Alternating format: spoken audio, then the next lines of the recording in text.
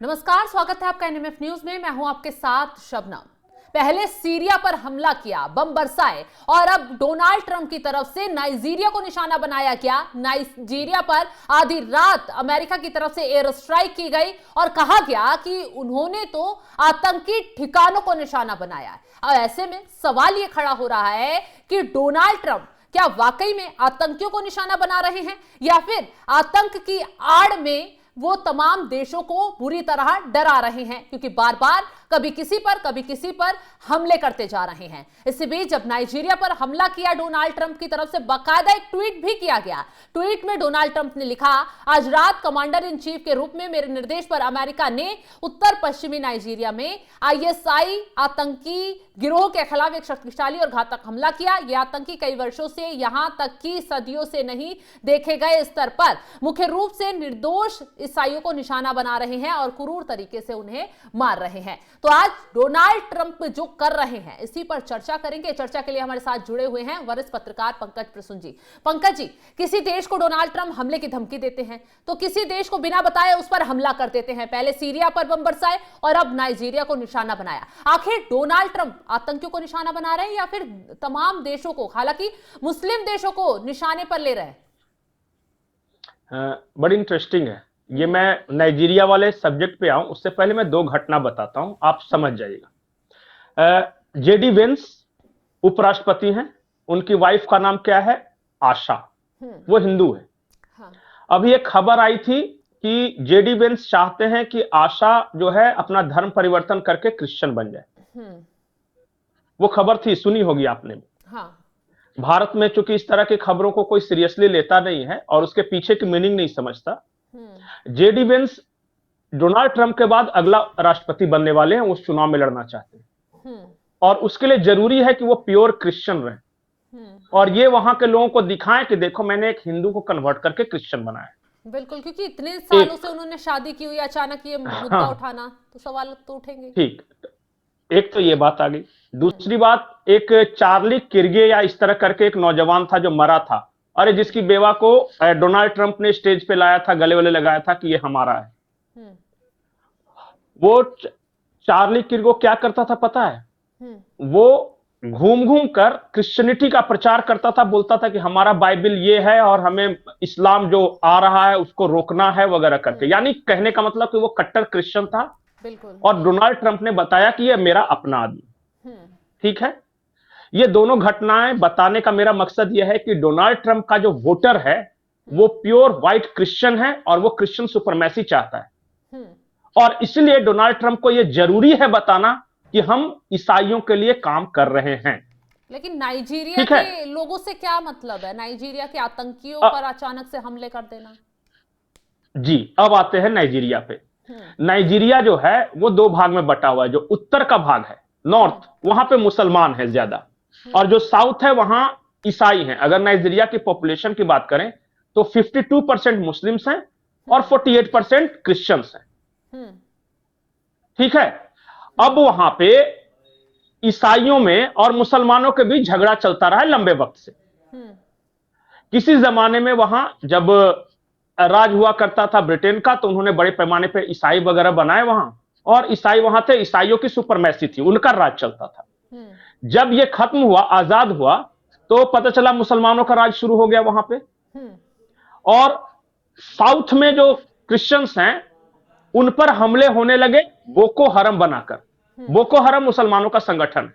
अच्छा। और बोलिए कि हमले क्यों कर रहे हैं, इसके भी वजह होगी।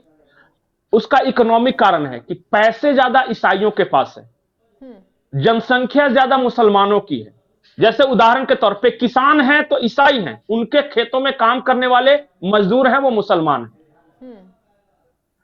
तो मुसलमानों का कहना है कि देश हमारा, खेत हमारी, मालिक तुम कैसे।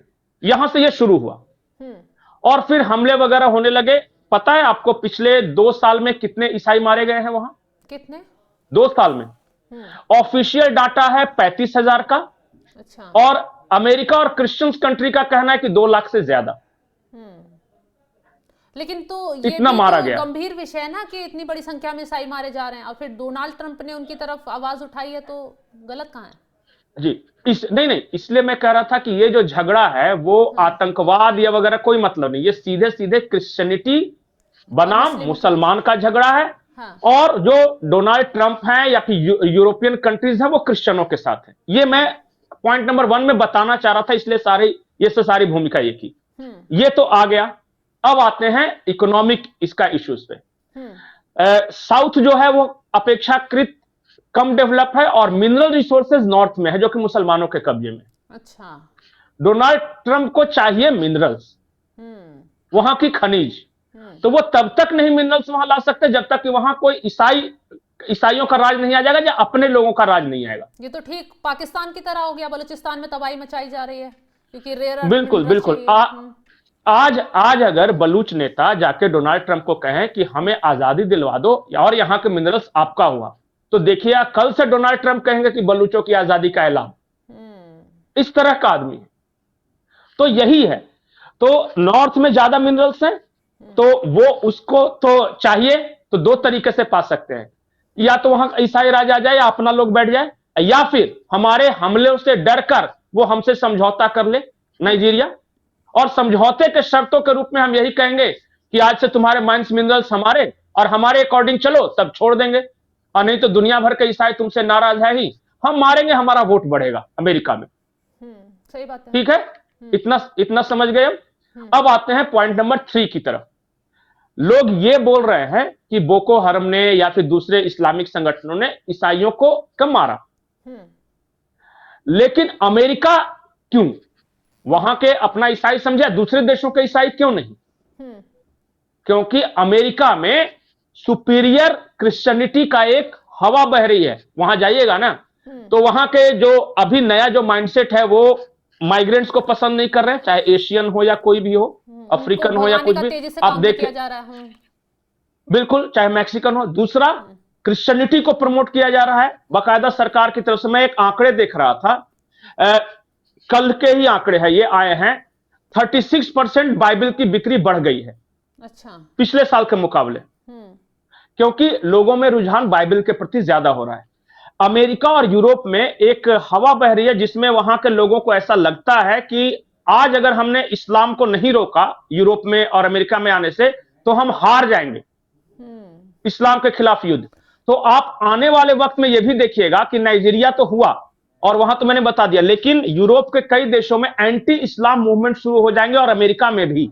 लेकिन डोनाल्ड ट्रंप तो, आप मुस्लिमों की बात कर रहे हैं, मुस्लिम देशों से तो अपने रिश्ते अच्छे कर रहे हैं, एक के बाद एक दौरे करते हैं, डील करते हैं, तो फिर कहां से टारगेट पर आ गए मुस्लिम? दो एलिमेंट्स है, एक पैसा और दूसरा रिलीजन। रिलीजन में प्रमोट करना है मुझे क्रिश्चियनिटी को या अपना, क्योंकि अरब में सारे मुस्लिम हैं, तो वहां तो क्रिश्चियनिटी का कोई चांस नहीं है। तो वहां फिर पैसा मामला आ जाता है कि मेरा पैसा किससे ज्यादा कमाए।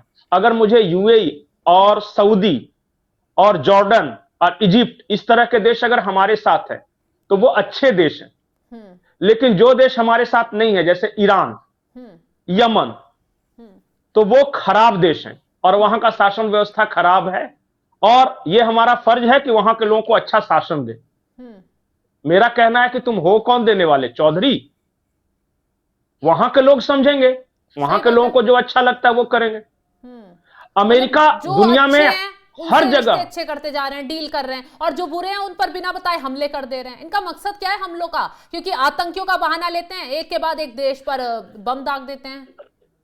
नहीं, बुरा का फैसला कौन करेगा? जैसे असीम मुनीर से डोनाल्ड ट्रंप को फायदा है तो वो अच्छे हैं, लेकिन मोदी से फायदा नहीं है तो मोदी बुरे हैं। ऐसा कैसे? जो सीरिया के जिस आतंकवादी के खिलाफ आपने $10 मिलियन की बाउंटी रखी थी, उसके सर पे इनाम रखा था, जैसे ही वो सत्ता में आया और डोनाल्ड ट्रंप के साथ हाथ मिलाया, वो अच्छा हो गया। वही आईएसआई का जो आतंकी था वो ठीक हो गया। और जिन्हें लोगों ने चुन के भेजा है, अयतुल्ला खुमैनी या वहां के प्रधानमंत्री देखिए ईरान के, वो आज बुरा हो गया। ये अमेरिका फैसला करेगा कि कौन अच्छा या कौन बुरा। ये तो वही बात होगी ना कि मेरे पास ताकत है, जो मेरे साथ है उसको सबको मैं अच्छा करूं, चूंकि मीडिया की पावर, पूरा वेस्टर्न मीडिया उनके साथ है। आज पूरा वेस्टर्न मीडिया पाकिस्तान और उसके सैनिक तानाशाह की वाह वाह कर रहा है। लेकिन पंकज जी, एक सवाल ये भी है, सीरिया पर हमला बोला, अब सीरिया में आपकी समर्थित सरकार है तो उन्होंने कुछ नहीं बोला, पता है कि अगर बोलेंगे तो पिस बिल्कुल जाएंगे। अब नाइजीरिया पर हमला बोला तो नाइजीरिया की सरकार को भी झुकना पड़ गया। बिल्कुल, क्योंकि ताकत की पूजा है ना, इसलिए मैं बोल रहा हूं कि दुनिया में अच्छा या बुरा या सच या झूठ कुछ नहीं होता। हाँ। जो ताकतवर है वो सच है और जो कमजोर है वो झूठ है। तो ऐसे में तो अमेरिका और किसी भी छोटे देश को तबाह कर सकता है। बिल्कुल उसकी मर्जी, या तो आप उसके अकॉर्डिंग रहिए और नहीं तो वो बर्बाद कर देगा, या फिर दूसरा उपाय यह है कि एक पैरेलल ऐसी शक्ति खड़ा कीजिए जो अमेरिका को चेक कर सके, जैसे ब्रिक्स जैसा देशों का साथ दीजिए। क्योंकि अमेरिका को चेक करने के लिए कोई ना कोई तो पावर होना चाहिए ना। बिल्कुल। तो रशिया, चाइना, इंडिया, इन सब ने हाथ मिलाया है कि भाई अनचेक्ड पावर नहीं हो सकता। तो अब बताइए कि जो भी देश अमेरिका से परेशान है, क्या उन लोगों को ब्रिक्स जैसे देशों का साथ नहीं देना चाहिए? और कौन सा देश नहीं परेशान है, उसकी तो मर्जी के अनुसार है ना। आज मान लिया कि उसका ब्रिटेन और कनाडा दोस्त है, कल को जाके व्यापार में फायदा नहीं होता, उस पर टैरिफ लगा देता है, बोलता है तुम काहे की दोस्ती। वो तो देख लिया हमने बीते दिनों, भारत से दोस्ती अच्छी चल रही थी, व्यापार के रिश्ते आगे बढ़ रहे थे, तुरंत टैरिफ ठोक दिया कि रूस से रिश्ते तोड़ो, तेल व्यापार बंद करो। और अभी मैं आपको बताता हूं, पाकिस्तान के साथ अमेरिका का खराब चल रहा था क्योंकि भारत के साथ व्यापार अच्छा चल रहा था। जैसे ही ऑपरेशन सिंदूर हुआ और जैसे ही हमने कैराना हिल्स पे उनके आर्सेनल्स पे अटैक किए, वैसे ही पाकिस्तान अच्छा हो गया, भारत खराब हो गया। और फिर एक बात मैं बता रहा हूं, फिर भारत अच्छा होने वाला है। पूछिए क्यों? असीम मुनीर ने जो वादा किया था कि मिनरल्स दे देंगे और ये कर देंगे वो कर देंगे, वो किसी वादे में सफल नहीं हुआ। अब एक चीज और है सिर्फ कि वो इंटरनेशनल स्टेबलाइजिंग फोर्स में अपने फौज को भेज रहा है यहूदियों की तरफ से लड़ने के लिए। तो ये तो सबसे बड़ा अगर वो हुआ काम हुआ ना डोनाल्ड ट्रंप के लिए, कि डोनाल्ड ट्रंप के आगे पाकिस्तान जैसे देश ने घुटने टेक दिए, जो गाजा का समर्थन कर रहा था एक वक्त पर, इजराइल के विरोध में था। ट्रंप ने आंख दिखाई, हो गया ना, सीधा टेक दिए ना घुटने। अच्छा, इसलिए तो मैं बता रहा हूं, ट्रंप ने खुद ही बताया है, उसका जो उसके इंटेलिजेंस विंग के जो डायरेक्टर ऑफ नेशनल इंटेलिजेंस है, इंडियन ही है वो, ओरिजिन का मैं नाम बार बार भूल जाता हूं। उन्होंने ये कहा है कि हमने बाइडेन सरकार के समय 17 देशों में तख्ता पलट कराया और ओबामा के समय सबसे ज्यादा देशों पर अटैक किया। अगर कोई दूसरा देश अटैक करता है तो वो कहता है कि तुमसे ट्रेड नहीं करूंगा, तुम बंद कर दूंगे, जैसे कि भारत ने ऑपरेशन सिंदूर। आज डोनाल्ड ट्रंप कह रहे कि हमने आतंकी ठिकानों को निशाने बनाए। भारत ने भी तो आतंकी ठिकानों को ही निशाने बनाया था ना, मुरीदके में या बहावलपुर में। पहलगाम का बदला इसलिए तो मैंने बोला, सबूत तो दुनिया को दिखाए थे। इसलिए मैं बोल रहा हूं कि सही या गलत कुछ नहीं होता। जो अमेरिका के साथ है वो आज के टाइम में सही है, जो अमेरिका के साथ नहीं है वो आज के टाइम में गलत है। और मैं आपको बता रहा हूं, सबसे ज्यादा अगर यूज किया गया है, मुस्लिमों के द्वारा ही मरवाया है। पूरे अरब में देख लीजिए। आपको क्या लगता है कि ये जो हमास और फिलिस्तीन वाला जो मामला है ना, देखिएगा हमास के आतंकियों को पाकिस्तानी सैनिकों द्वारा मरवाएगा वो। पाकिस्तान के लोगों को चूरन क्या है कि आप इस्लाम के लिए हो, लेकिन बताइए कैसा इस्लाम है कि आप यहूदियों के साथ खड़े होकर इस्लाम के लिए लड़ने वाले हमास को मरवा रहे हो। तो सीरिया को भी तो सऊदी के खिलाफ खड़ा कर रखा है। बिल्कुल, शियाओं को सुन्नी से मरवाएगा, इस देश को उसके सऊदी और यमन के साथ झगड़ा है, ये सब। तो ये बात समझिए। और ये मैं क्यों बोल रहा हूं, अपने हिंदुस्तान के मुसलमानों के लिए बोल रहा हूं कि भाई मेरे, तुम्हारा दुश्मन कौन है पहचानो, डोंट बी इमोशनल फूल। बिल्कुल सही कहा आपने। सबसे खूबसूरत देश है दुनिया का हिंदुस्तान, और सबसे ज्यादा शांति के साथ तरक्की कर सकते हैं यहाँ पे, क्योंकि सभी धर्मों को तवज्जो दी जाती है ना। यहाँ किसी के साथ ऐसा नहीं है। और यहाँ क्या नहीं, यहाँ क्या है ना, दूसरे को गिराया जाए। हमारे देश में क्या है, हर किसी के लिए अपॉर्चुनिटी है। अगर आप मेहनत करोगे, अगर आप आगे बढ़ना चाहते हो तो बढ़ सकते हो। यहाँ इस तरह का चेक नहीं है कि आप नहीं कर सकते हो। लेकिन अगर आप पाकिस्तान को देख के या बांग्लादेश को देख के या फिलिस्तीन को देख के या इसको देख के अगर आप इमोशनल होके अपने देश का नुकसान करते हो, तो ये समझ लो कि वो एक पॉलिटिक्स है जो कि अमेरिका खेल रहा है। बिल्कुल। और वो इस्लाम का चुन चटाकर आपको वो अलकायदा खड़ा करेगा, इस्लाम का चुन चटाकर आईएसआईएस वो खड़ा करेगा, क्योंकि उसका अपना गेम है, गेम प्लान है। आप क्यों उस चीज में फंस रहे हो? बिल्कुल पंकज जी, आप अपने देश को देखो, अपने देश की तरक्की देखो। बिल्कुल। आखिरी सवाल मेरा ये है, आईएसआईएस कहां एक्टिव है, किन किन देशों में एक्टिव है, और अगला टारगेट फिर डोनाल्ड ट्रंप का आईएसआईएस के जरिए कौन हो सकता है? देखिए, आईएसआईएस को बनाया है इसी ने, अमेरिका और सीआईए ने ही बनाया है। हाँ, पूरा पैसा क्या हुआ था, कैसे बना उस पहले समझिए। बशर अल असद की सरकार थी सीरिया में, हाँ। और वो सरकार रूस के समर्थन से चल रही थी। तो उस सरकार को हटाने के लिए अमेरिका के लिए जरूरी था कि एक ऐसा पैरेलल फोर्स खड़ा किया जाए क्योंकि बशर अल असद को हरा सके। उसके लिए आईएसआईएस खड़ा किया गया और बाकायदा सऊदी के थ्रू फंडिंग कराई गई, यूएई के थ्रू फंडिंग कराई गई और अमेरिकी हथियार दिए गए और वो लड़ने लगे। और लड़ने लगे किस नाम पे कि बशर अल असद जो है तानाशाह है और वो है हम आएंगे तो बड़ा जन्नत हो जाएगा। तो सीरिया की लड़ाई से शुरू हुई। उसके बाद जहां जहां ये चूंकि सुन्नी संगठन था तो जहां जहां शियाओं का प्रभुत्व था, जैसे इराक में आधा शिया आधा सुन्नी, तो उन्होंने ये शियाओं के खिलाफ इराक में युद्ध छेड़ा और वैसे ऐसे बढ़ने लगे। फिर ये क्या हो गया, ईरान के खिलाफ भी लड़ाई लड़े। अब ये हो गया क्या कि मुसलमानों का परचम लहराएगा, खलीफा बनेगा और अबू बकर अल बगदादी वगैरह जो कहा खलीफा बनेगा। तो खलीफा बनते बनते ये फिर अफ्रीका भी पहुंच गए, बोको हरम वगैरह इंस्पायर्ड फ्रॉम आईएसआईएस। फिर वो पाकिस्तान आ गए कि चूंकि पाकिस्तान में सुन्नी है और अलकायदा के साथ अमेरिका का संबंध बिगड़ चुका था। अलकायदा अचानक, चूंकि अलकायदा कोई बनाया था अमेरिका नहीं, लेकिन ओसामा बिन लादेन वगैरह समझ गए कि हमारा यूज हो रहा है, तो वो जाके वर्ल्ड ट्रेड सेंटर में जाके टकरा गए बहुत। और उसके बाद तो उसके पैरेलल में आईएसआईएस खुरासान शुरू किया गया और आज आईएसआईएस खुरासान को पाक आर्मी भी सपोर्ट करती है, अमेरिका भी सपोर्ट करता है, इसलिए क्योंकि तालिबानियों को चेक करना है। तालिबानी अलकायदा वगैरह के साथ जुड़े हुए थे। तो दो तालिबानी आर सुन्नी मुस्लिम्स, वो भी सुन्नी है ये भी सुन्नी है, लेकिन आईएसआईएस उनके खिलाफ है और अलकायदा और तालिबान के खिलाफ एक पैरेलल फिर से इस्लाम का चूरन देके आईएसआईएस खुरासान शुरू किया जा रहा है ताकि टीटीपी को कंट्रोल कर सके ये सब। तो इस तरह की पॉलिटिक्स है। आप और इसी मैं एक लाइन जो बोलता हूं ना, दुनिया हम हमेशा एक लाइन बोलता हूं कि जी, CIA is biggest terrorist organization in the world.